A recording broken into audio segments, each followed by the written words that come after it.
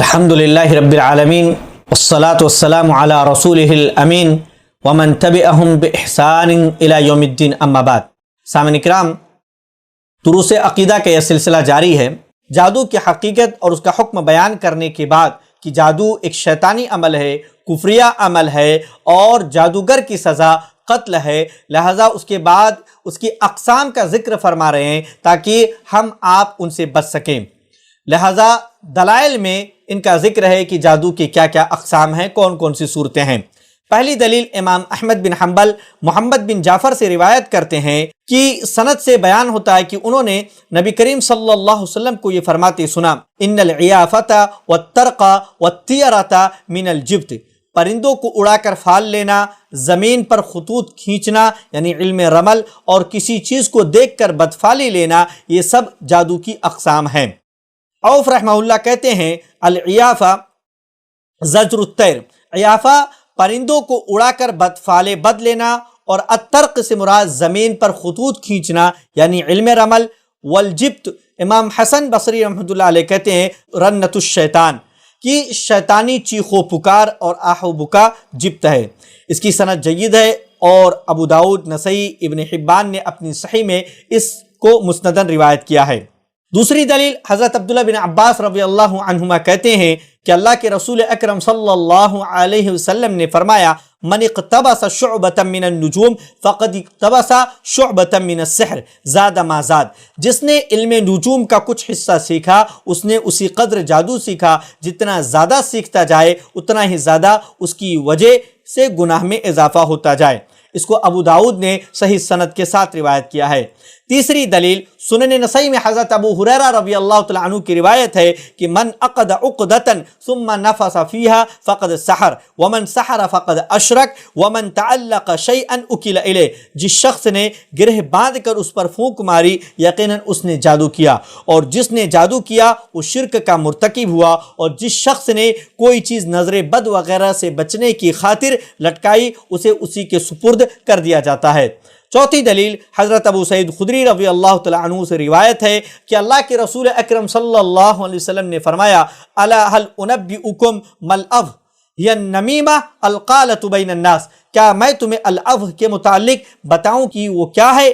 فرمایا وہ چغلی ہے جس سے لوگوں میں فتنہ اور لڑائی ہو جائے۔ اس کو مسلم نے روایت کیا ہے۔ پانچویں دلیل بخاری اور مسلم میں حضرت عبداللہ بن عمر رضی اللہ عنہما سے روایت ہے کہ اللہ کے رسول اکرم صلی اللہ علیہ وسلم نے فرمایا، ان من البیان لسحر، بعض بیان میں بھی جادو کا سا اثر ہوتا ہے۔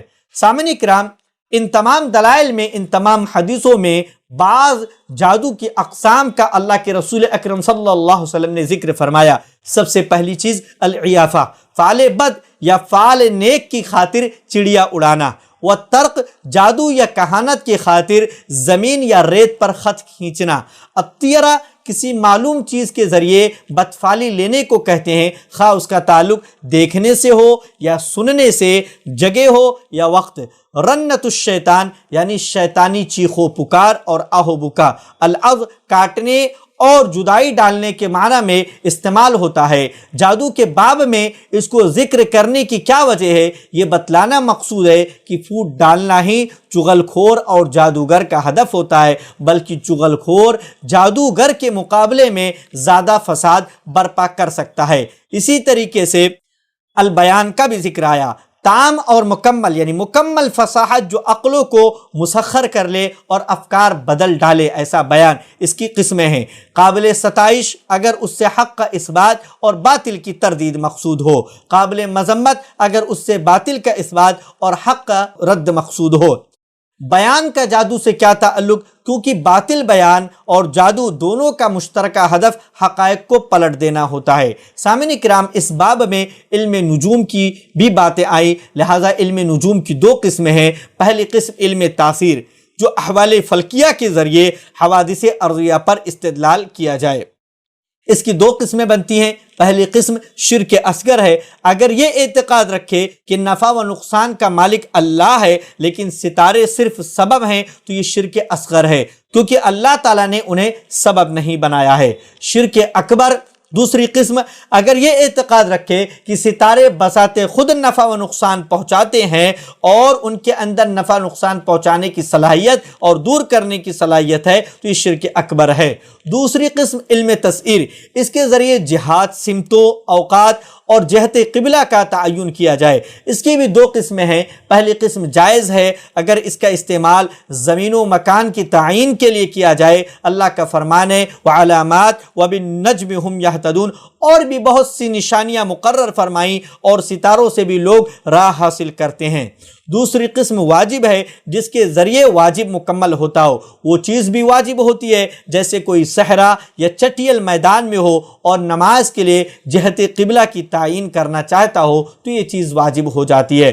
تو اس طور پر ان دلائل کی روشنی میں ہمیں معلوم ہوا کہ جادو کی کچھ شکلیں ہیں، کچھ اقسام ہیں جن کا ذکر اللہ کے رسول اکرم صلی اللہ علیہ وسلم نے ان احادیث کے اندر بیان فرمایا۔ ہمیں چاہیے کہ ہم ان تمام قسموں سے اپنے آپ کو بچائیں، جادو سے اپنے آپ کو، اپنے سماج کو محفوظ رکھیں۔ اللہ رب العالمین سے دعا گو ہوں کہ ہم تمام لوگوں کو جادو جیسے شیطانی عمل سے بچنے کی توفیق عطا فرمائے۔ آمین تقبل یا رب العالمین۔ وآخر دعوانا ان الحمد للہ رب العالمین۔ سبحانک اللہم بحمدک، اشہد ان لا الہ الا انت، استغفرک واتوب الیک۔